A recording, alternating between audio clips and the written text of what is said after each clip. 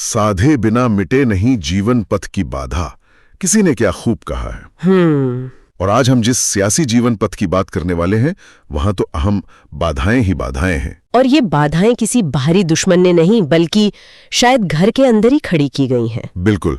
आज हमारे पास महेश कौशिक की एक बहुत ही दिलचस्प रिपोर्ट है, जो हरियाणा की सियासत और खास तौर पर कांग्रेस पार्टी के अंदर जो चल रहा है उसकी परतें खोलती है। हम ये समझने की कोशिश करेंगे कि इस अंदरूनी कला का दीपेंद्र हुड्डा के राजनीतिक भविष्य पर क्या असर पड़ रहा है। और ये रिपोर्ट एक ऐसा सवाल खड़ा करती है जो ऊपर से तो बहुत सीधा लगता है, पर है बहुत टेढ़ा। हाँ, और सवाल ये है कि कांग्रेस के दो दिग्गज कुमारी सैलजा और रणदीप सुरजेवाला दीपेंद्र हुड्डा के लिए हैं क्या?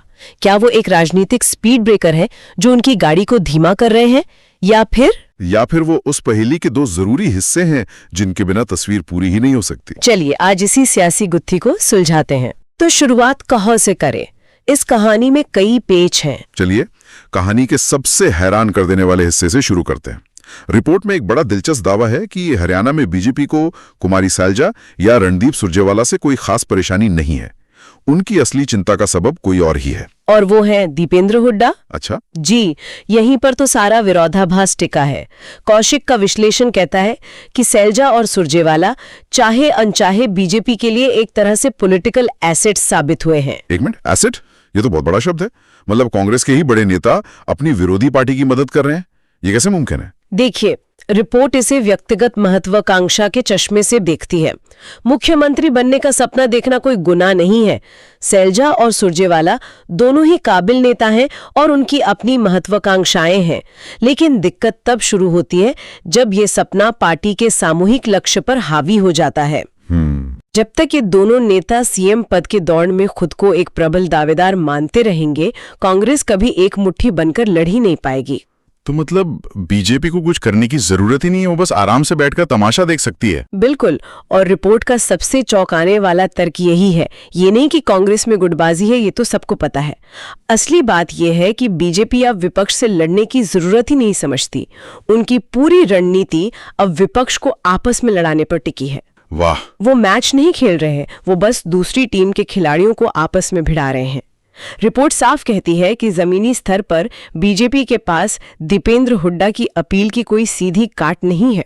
तो फिर उनका हथियार क्या है? उनका सबसे कारगर हथियार है कांग्रेस का घर का झगड़ा। ये बात सुनने में तो बहुत तार्किक लगती है कि अंदरूनी लड़ाई से पार्टी कमजोर होती है, लेकिन क्या हमारे पास इसका कोई ठोस सबूत है? क्या रिपोर्ट में कोई ऐसा पल दर्ज है जब हम कह सकें, हाँ देखो, ठीक इसी जगह पर इस फूट ने कांग्रेस को हरवाया? हाँ, और ये उदाहरण बहुत सटीक है। रिपोर्ट हमें पिछले विधानसभा चुनाव के आखिरी दौर में ले जाती है। ठीक है। चुनाव का आखिरी हफ्ता, जब माहौल एकदम गरमाया हुआ था। उस समय प्रदेश अध्यक्ष थीं कुमारी सैलजा, और उस एक हफ्ते में हुई कुछ घटनाओं ने कांग्रेस की नाव में ऐसे छेद किए जो आज तक भरे नहीं जा सके हैं। मैं जानना चाहूंगा कि आखिर हुआ क्या था उस हफ्ते में? देखिए, रिपोर्ट 3 घटनाओं का जिक्र करती है। पहली, नारनौंद में एक रैली हुई। उस रैली में सैलजा ने एक ऐसी टिप्पणी कर दी जिसके कई मतलब निकाले गए। कहा जाता है कि वो टिप्पणी सीधे तौर पर हुड्डा खेमे पर एक तंज थी। चुनाव से ठीक पहले? बिल्कुल। अब सोचिए, चुनाव सिर पर है और पार्टी अध्यक्ष ही अपनी पार्टी के सबसे बड़े चेहरे पर उंगली उठा रहा है। कार्यकर्ताओं में क्या संदेश गया होगा? संदेश तो ये गया होगा कि घर में ही सब ठीक नहीं है। बिल्कुल। और इसके फौरन बाद दूसरी घटना हुई। वो अचानक से प्रचार से लगभग गायब हो गई। गायब हो गई? हाँ, ये वो वक्त था जब हर बड़े नेता की एक एक रैली कीमती थी, और उसी मोड़ पर उनका यूं साइडलाइन हो जाना कार्यकर्ताओं का मनोबल तोड़ने के लिए काफी था।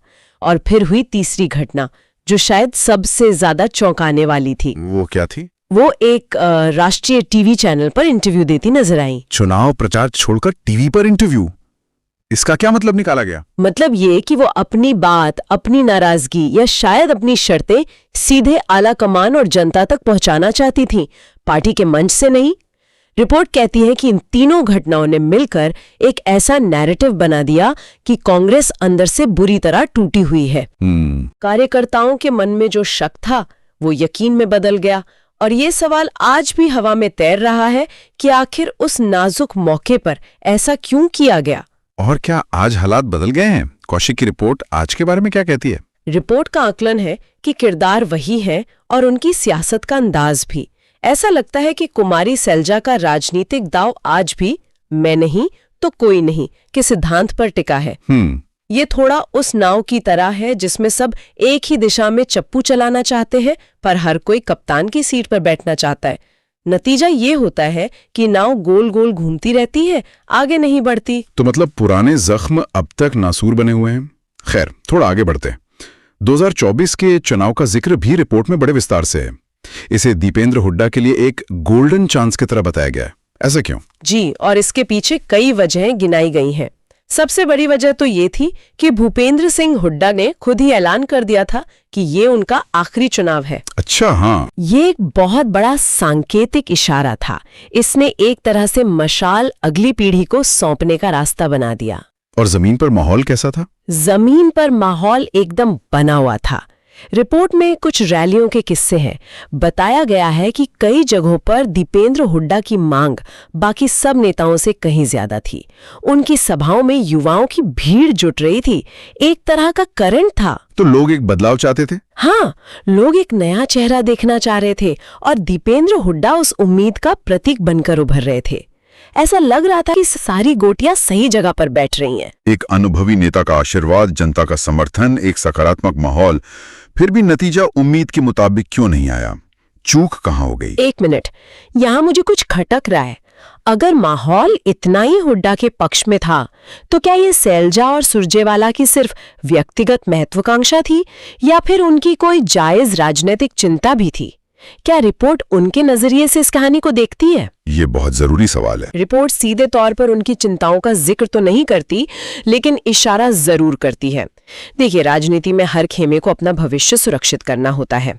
हो सकता है कि सैलजा और सुरजेवाला खेमे को ये डर हो कि अगर हुड्डा राज पूरी तरह से स्थापित हो गया तो शायद उनकी राजनीतिक प्रासंगिकता कम हो जाएगी। अच्छा, वो शायद सत्ता में एक मजबूत हिस्सेदारी चाहते थे, न कि सिर्फ एक सहयोगी की भूमिका। तो ये सिर्फ सीएम पद की लड़ाई नहीं थी, बल्कि पार्टी के भीतर शक्ति संतुलन की भी लड़ाई थी। बिल्कुल, लेकिन रिपोर्ट का निचोड़ यही है कि इस शक्ति संतुलन को साधने की कोशिश में उन्होंने वो सुनहरा मौका गवा दिया। जो लहर बनी थी वो किनारे तक पहुंचने से पहले ही आपसी टकराव में बिखर गई, और इसका सबसे बड़ा खामियाजा दीपेंद्र हुड्डा को भुगतना पड़ा, क्योंकि उम्मीदें उन्हीं से थीं। तो अब आगे क्या? क्या ये सिलसिला यूं ही चलता रहेगा?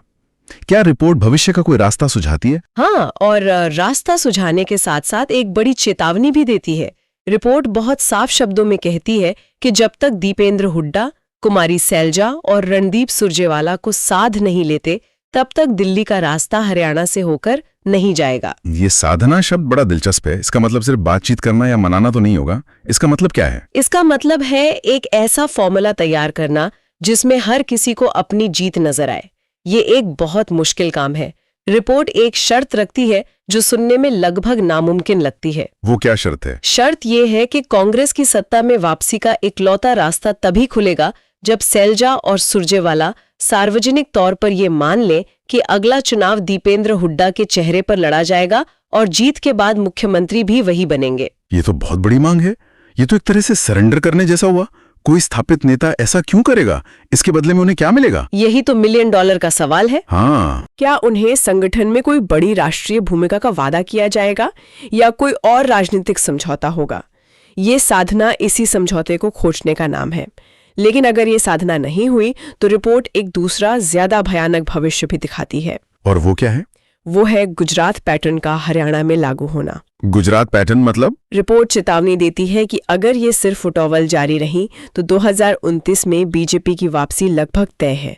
और सिर्फ वापसी नहीं, वो हरियाणा की सियासत को इस तरह बदल देगी जहां विपक्ष सिर्फ नाम का रह जाएगा।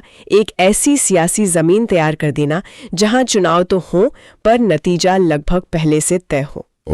जहां विपक्ष इतना बिखरा हुआ हो कि वो सिर्फ हाजिरी लगाने के लिए मौजूद रहे, चुनौती देने के लिए नहीं। ये तो कांग्रेस के लिए एक करो या मरो वाली स्थिति है। बिल्कुल, और इसीलिए रिपोर्ट अपनी बात वहीं खत्म करती है जहां से हमने शुरू की थी, उसी दोहे पर।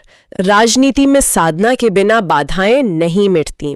कांग्रेस के लिए वक्त आ गया है कि वो बीजेपी से लड़ने से पहले अपने अंदर के महाभारत को खत्म करे। तो आज की इस पूरी बातचीत का लबुलवाब ये है कि कौशिक की रिपोर्ट के मुताबिक हरियाणा में कांग्रेस का भविष्य किसी बाहरी लहर या रणनीति पर उतना निर्भर नहीं करता जितना इस बात पर करता है कि क्या पार्टी के 3 सबसे बड़े ध्रुव एक साथ आ सकते हैं। सही कहा। असली लड़ाई बीजेपी से नहीं बल्कि अपने ही अहम से है। और ये सिर्फ हरियाणा की कहानी नहीं है ना? ये भारत की लगभग हर उस क्षेत्रीय पार्टी या राष्ट्रीय पार्टी की राज्य इकाई की कहानी है जहां नेतृत्व की दूसरी और तीसरी पीढ़ी तैयार हो चुकी है। सही बात है। पुरानी पीढ़ी हटना नहीं चाहती और नई पीढ़ी इंतजार करने को तैयार नहीं है। इस टकराव में जो ऊर्जा एक दूसरे से लड़ने में खर्च होती है, अगर वो मिलकर विपक्ष से लड़ने में लगे तो शायद नतीजे कुछ और हों। ये एक बहुत ही अहम बात है। तो चलिए इस चर्चा को अपने श्रोताओं के लिए एक विचारणीय प्रश्न के साथ यहीं रोकते हैं। रिपोर्ट ने कांग्रेस के लिए रास्ता तो साफ कर दिया है, एकजुट हो जाओ, लेकिन असल सवाल ये है कि वो कौन सा जादुई फॉर्मूला होगा, वो कौन सी राजनीतिक डील होगी जो कुमारी सैलजा और रणदीप सुरजेवाला जैसे कद्दावर नेताओं को अपनी सबसे बड़ी महत्वाकांक्षा मुख्यमंत्री पद को पार्टी के लिए कुर्बान करने पर राजी कर लेगी। और क्या दीपेंद्र हुड्डा उस फॉर्मूले को बनाने के लिए जरूरी लचीलापन और राजनीतिक कौशल दिखा पाएंगे? बिल्कुल।